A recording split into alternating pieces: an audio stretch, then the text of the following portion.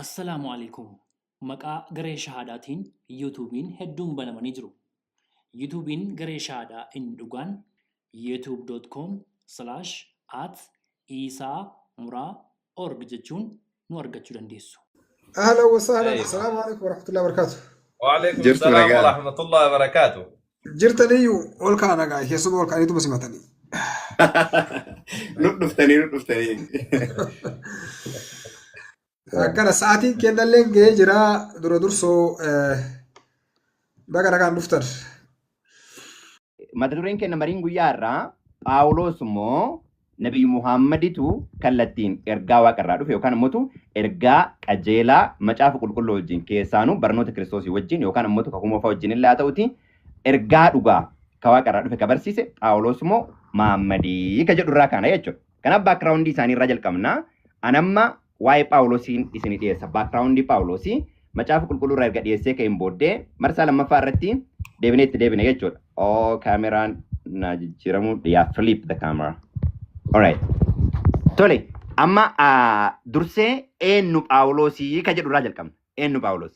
Macaafa Filiphisius boqonnaa 2 lakkoofsa 5 irraa Phaawulos eenyummaa isaa gaafa dubbatu dhaladhee gaafa 8ffaa dhagna qabadhe sanyii Israa'el gosa Biiniyaam keessaa dhaladhe jedha.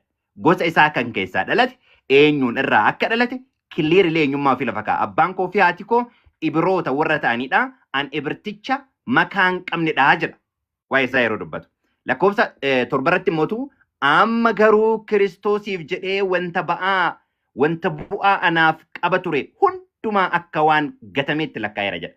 Eenyummaa ofii yeroo ibsudha. Lammaffaa kun iddoo maatiin isaa irraa dhalatedha. Sitizinii 2 qaba Phaawulos. Lammaffaan Roomaawii dhalle. Sabni isaa dhalootaan kan argate jechuudha. Lafa inni itti dhalate. Booddee kallattii biraatiin badhiseetti hin deebi'a. Inni kun ammoo kan argannu hojii ergamoota boqonnaa 21 lakkoofsa 39 irraa Phaawulos garuu deebisee an Yihuudiidha.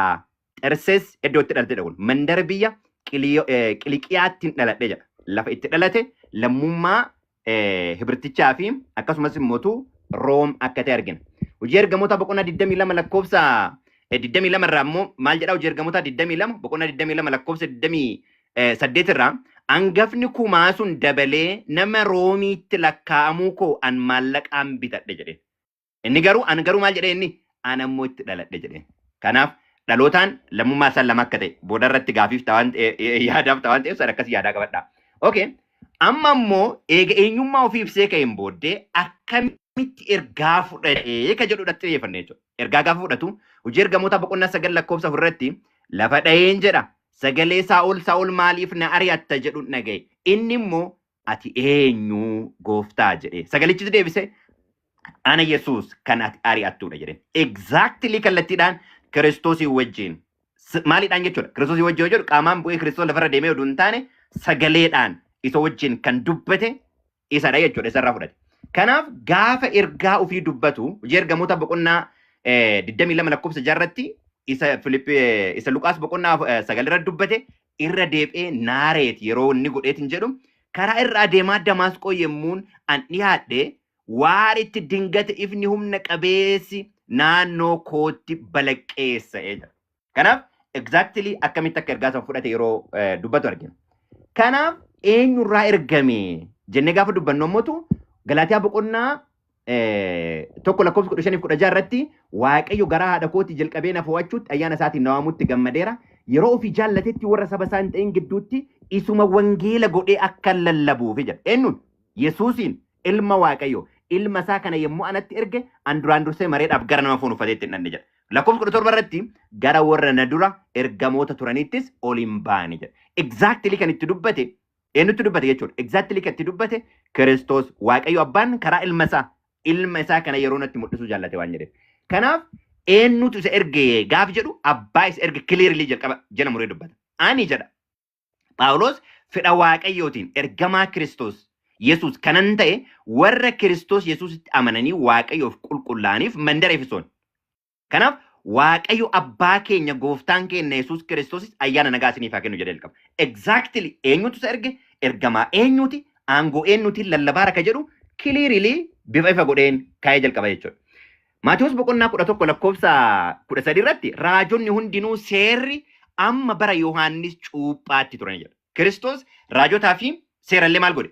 Walitti qabee jechuudha. Walitti qabee jechuudha. Itti aansee kan jiru gaafa walitti qabee jedhu achiin booddee ka dhufoo afaan Kiristoosii ta'ee ka ergamu duwwaa. Har'a namoonni raajiidhaa maal kan sanuufi jedhan. Raajii afaan Kiristoosii ta'ee yoo hin ergamne jecha Kiristoosiitiin puruuf yoo hin taane kunniin illee kileerii achi qabamuu qaba. Phaawulos illee an afaan Yesuusii ta'ee ergame waan inni jedhu yookaan immoo isarraa akka dhageetti akka dubbatu eenyummaa ofii ibsee jalqaba. Tokkoffaa Qorontos boqonnaa 2 lakkoofsa 2 irratti hamma isin bira turetti Yesuus Kiristoos isa fannifame sana duwwaa beekuu koodha akka mul'isu murtee godhadhe jedha. Poointii anaan irra xiyyeeffataaru ilma waaqaa ka jedhe Yesuus isa fannifame ka jedhe jala namuraa. Poointoota lamaan. Ilma waaqaa isa wangeela godhee lallabuudhaaf Yesuus inni lallabu ammoo ilmi waaqaa kun isa fannifamedha jechuudha. Tanniin seeraan naa qaba. Tokkoffaa Qorontos boqonnaa 3 lakkoofsa 11 irratti isuma dur kaa'ame sana malee hundeen biraa kaa'amu tokko illee hin jiru jedha. Hundeen dur kaa'ame sunis Kiristoos Yesuusii jedha. Namni kamiyyuu isa irratti akka ijaaratu lafa kaa'a.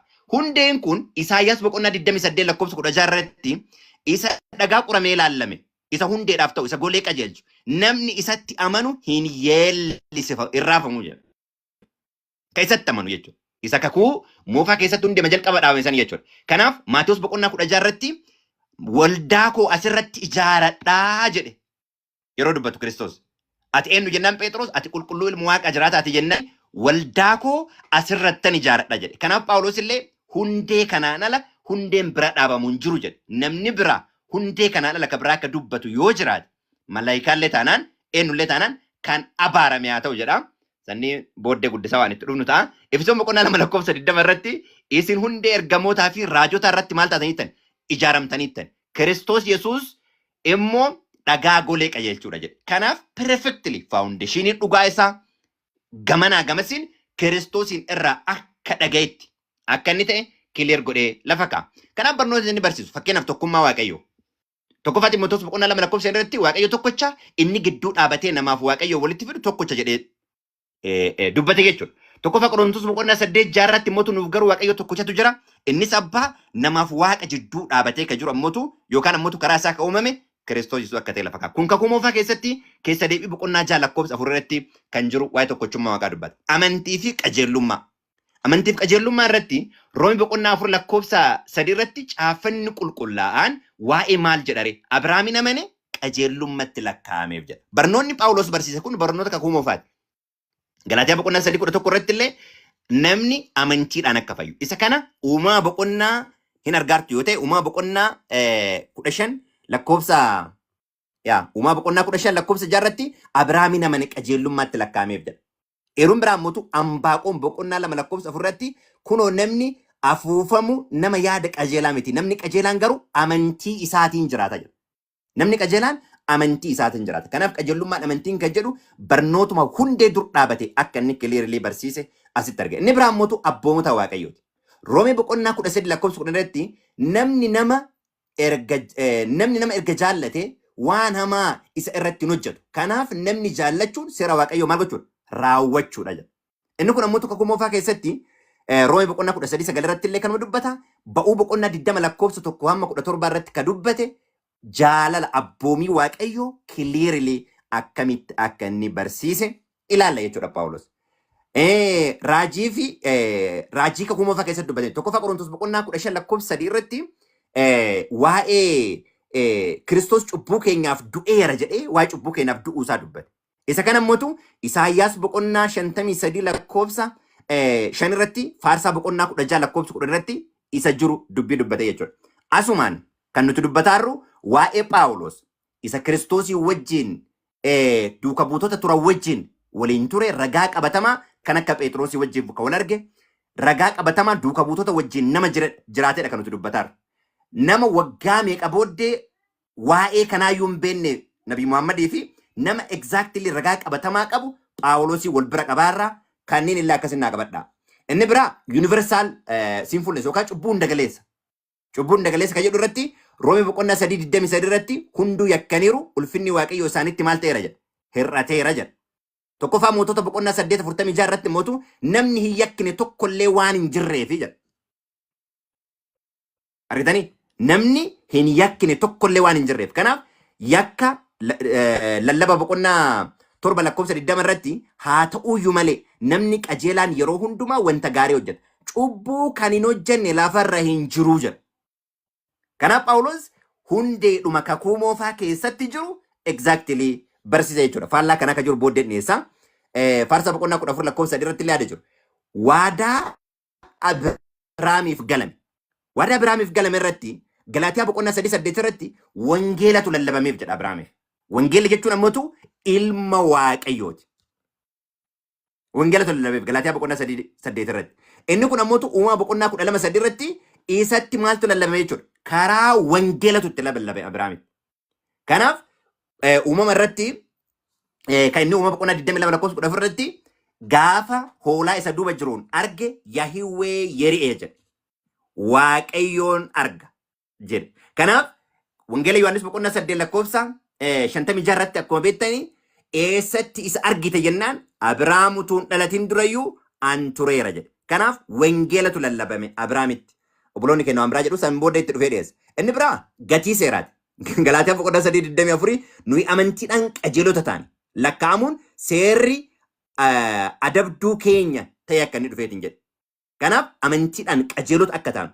Inni kun ammoo Ermiyaas boqonnaa 31 lakkoofsa 31-33 irratti kakuu haarawaa isin wajjin galaa jedha. Kakuu haarawaa kana kallattiidhaan waa'ee kakuu moofaa fi kakuu haarawaati. Phaawulos kiliirilii kan inni dubbateetiin jedhe jechuudha. Baay'ee gaariidha. Abdii du'aa ka'uu. Tokkoffaa Qorontos 15-13 irratti warri du'an ka'uun hin jiru erga ta'eeti Kiristoos immoo du'aan kaafame. Kiristoos garuu kiliirilii du'aa akka inni kaafame jala muree dubbataa kun ammoo du'aa ka'uu namoota akka inni mul'isu. Inni kun Iyyoob boqonnaa 19 lakkoofsa 25 irratti immoo furii koo jiraataa akka ta'e guyyaa booddeettis lafa irratti baasuuf akka jiru jedhee kiliirilii barnootuma kakuu moofaa keessa jiru akka dubbate lafa kaa'a. Asirratti yaadota isa wajjin wal qabatanii faallessan akkasaan fakkeenyaaf yeroo namoonni jal'inaan kanaan kana goona jedhanii gasiqee booddee tarii bal'inaa itti deebi'uu danda'a. Namoonni jal'ita yoo ta'e jal'inaan wangeelli kan lalabamoo ta'e jedhee yeroo dubbatu gasiqee maal jedha yoos immoo gaarii akka dhufuu fi hamaa in hojjennaa hin jennuure kan akkas jechuu isaati jedhanii maqaa koo balleessaniiru jedha. Fakkeenyaaf yeroo kana tariiti booddee akkuma jedhe itti deebi'aa sadiirratti jal'ina kootiin jal'ina keenyaan waaqayyoon mul'isuudhaaf hojjeta yoo ta'e inni jedhu kun maqa balleessaa isarratti dubbatame akka ta'e lakkoofsa 8 irratti dubbata jechuudha. Inni biraa jarri tokko hinaafaadhaan irratti dhufanii jechuudha. Hinaafaadhaan irratti dhufanii naan morkuudhaaf kanarraa kan ka'e Kiristoos hin lallabu. Warri kaan immoo fedha gaarii irraa kan ka'e lallabu jedha. Kanaaf hinaafaadhaan illee haa ta'u dhugaadhaan illee haa ta'u karaa kamiinuu inni lallabu Kiristoos haa lallabamu duwwaa. Ulfina ofii nama barbaadu miti. Yoo na hordoftan malee akkan jedhe yoo jettan malee nama jedhu miti jechuudha. Kiliirilii eenyu qofti haa lallabamu Kiristoos qofti haa lallabamu ka jedhudha. Anaaf iddoo kennaa akkana na jaaladhaan lubbuu keessan naa dabarsaa miti. An ammoo even ergamootuma keessaayyuu isa xinnoodhaanii gajjidhee kan uf deebise pirinsipilii Kiristoos. Yaadni Kiristoos keessa jiraate kun isin keessas haa jiraatu jedha. Isa kana kiliir godhee mul'ise jechuudha Phaawulos. An gad jedhaa inni olaa jedhu isa jedhu isa Yohaannis jedhe kiliirilii mul'iseetiin jedhe jechuudha. Kan ammoo Phexros isa bira akka ture maal jedhee dubbateetiin jedhe kanaafis michoota koo isaan kana eeggachaa warri xuriif mudaa hin qabne taatanii waaqayyo wajjin nagaa qabaattanii akka argamtaniif dhagaa gooftaan obsa isaa danda'u isaa fayyisaa kenna isiniif kennuu isaatiin obboleessi keenya Phaawulos jedha. Waa'ee Phaawulos Phexros kiliirilii yoo ragaa bahu akkana jedha. Inni ergaa isaa hundumaa keessatti waa'ee dubbii kanaaf yeroo caafu akkuma kana dubbata. Ergaa isaa keessaallee wanti hubachuuf nama dhibu tokko jira. Isaan kana warri wallaalonni jala naamura. Warri wallaalonni warri waanuma argan qabanii gadhiisanii akkuma caaffata qulqullaa'aa kan biraa micciiranii barnoota Phaawulos illee maal godhan micciiranii jedhanii jechuudha. By the way, xiyyeeffannaan guddaan ragaan 2 yookaan 3 mirkanaa kun Filiphisius hojjeta isa wajjin hojjetu ka ture Luqaas hojjeta isa wajjin jiru ka ture waa'ee isaa dhugaa ba'eera. Kun immoo Phexros ragaa ba'eera. Kun immoo ofii isaatii inni ragaa ofii ba'eera. Kanaaf ergaan kana jechuudha. Kanaaf kan nuti dubbataarru Phaawulos clearly ergaa dhugaa kana yeroo inni dubbateetiin jedhu obboloonni biraa maaliif Phaawulosiin jibbu ke jedhu clearly daangaa dhufuu isaa mismaariidhaan dha'ee kana booddee kabiraa wangeela kana qabatee yoo dhufne ka abaarame haa ta'u jedhee waan inni jedhee fi ergamaa biraa dhufe ergaa jedhanii namoonni dubbatan jalqaba attaa gochuu kasaan qaban Phaawulos jechuudha. Kanaaf ergaansaa clearly akka inni ta'e kan ilaallaa galatooma.